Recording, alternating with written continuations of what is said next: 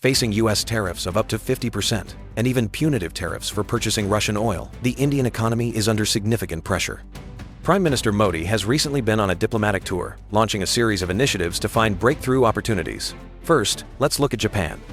Modi met with Japan's new Prime Minister Shigeru Ishiba, and even rode the Shinkansen together, emphasizing strengthened cooperation in defense industries and innovation, and promoting a special Japan-India strategic and global partnership.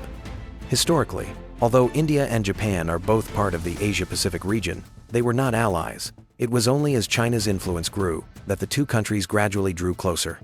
This demonstrates India's understanding of leveraging regional rivalries, applying the principle that the enemy of my enemy is my friend to balance US tariff pressures. Next, let's look at China. Many will recall the intense clash between the two countries in 2020, which resulted in the deaths of 20 Indian soldiers and 4 Chinese soldiers. Not to mention, China's staunch ally Pakistan even used J-10 fighter jets in May to shoot down 6 Indian aircraft.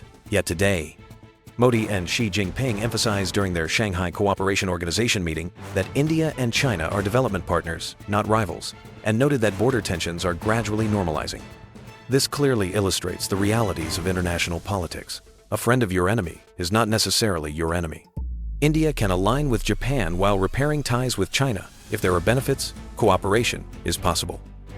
Beyond China, Japan, and Russia, Modi is actively engaging with Southeast Asia, holding talks with Myanmar's military government and promoting free trade agreements with the Philippines.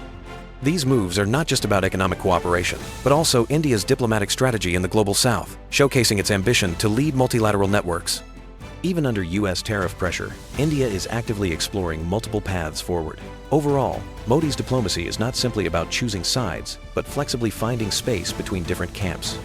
Japan, once merely a competitor. China, once an adversary at the border. Russia, once distant due to Cold War dynamics today. These former rivals have become India's potential partners.